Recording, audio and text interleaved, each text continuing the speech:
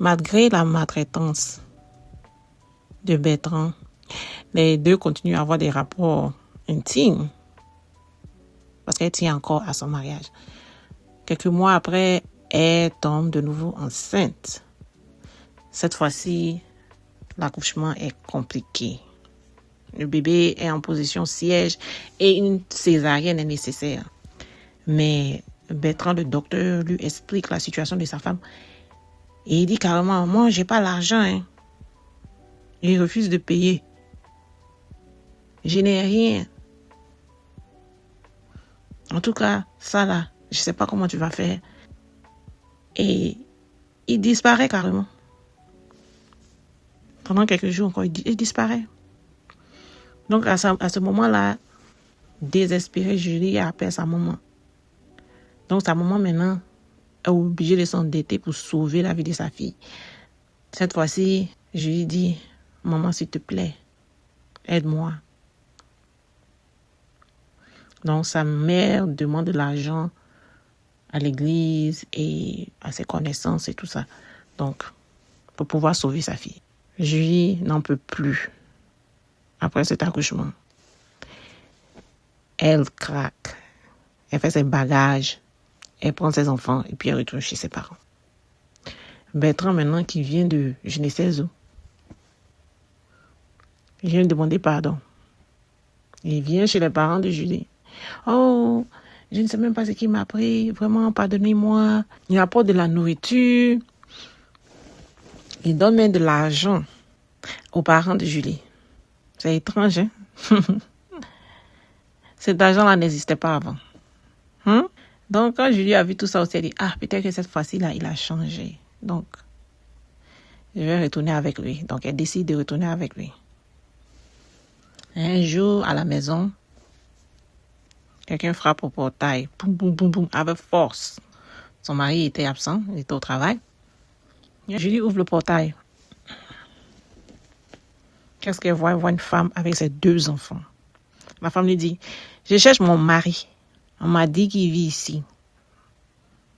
Je lui demande, c'est quoi le nom de ton mari? Et son nom, c'est Bertrand. On m'a dit que c'est ici qu'il vit. Ce moment-là, Julie est sous le choc. Ton mari? Ah, mais c'est pas possible. Moi aussi, je suis sa femme. Moi, je suis sa femme. On est mariés légalement. Je lui fais quand même rentrer la femme. Elle dit, bon, ok, attends là-bas. Donc, elle attend sous la tente avec ses enfants. Bertrand arrive du travail. Il voit la femme. Il perd contrôle. Il crie. Il insulte. Qu'est-ce que tu fous ici, toi, là? Menteuse. La femme n'a même pas eu le temps d'expliquer quoi que ce soit. Sorcière, sors de ma maison. Julie, pourquoi tu fais rentrer de n'importe qui dans la maison? Est-ce que tu la connais? Malgré tout ça là, tout ce qu'elle a vécu, malgré les preuves qu'elle avait contre ce monsieur, malgré les mensonges, Julie reste. Parce qu'elle ne sait pas où aller.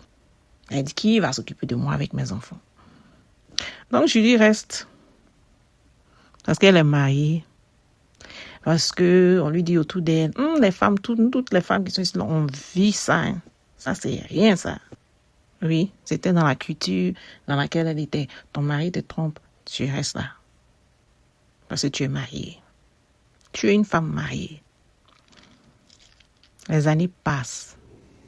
Julie se trouve avec 6 enfants. Son mari, lui, il est permanemment au dehors. Son mari fait des va-et-vient, il découche. Il fait du n'importe quoi, des abus, l'alcool. Il ne s'occupe pas des enfants. Et Julie, sa vie est résumée à la pauvreté, l'abandon. Bertrand, lui, il préfère son alcool, les autres femmes, la fuite. Il ne prend pas ses responsabilités en main. Julie, elle prie seulement. Oh, Seigneur, elle donne ses sujets de prière à l'église. Elle veut que mon mari revienne à la maison et qu'il soit comme avant. Mais elle n'agit jamais. Ça dit prendre les étapes pour changer sa vie, qu'on fait du commerce. Elle n'a pas de plan pour sa vie, ni pour ses enfants. Elle compte seulement à ce que son mari revienne. Donc, ses enfants, ils apprennent à travers la mère. Les enfants grandissent et ils reproduisent le même schéma. Ils n'ont aucun repère, aucun modèle. Juste le cycle qui se répète dans cette pauvreté. Donc, un cycle de misère. Aujourd'hui, j'ai une question à vous poser. Quelle leçon on peut tirer de cette histoire? Dites-moi en commentaire qui est responsable, selon vous.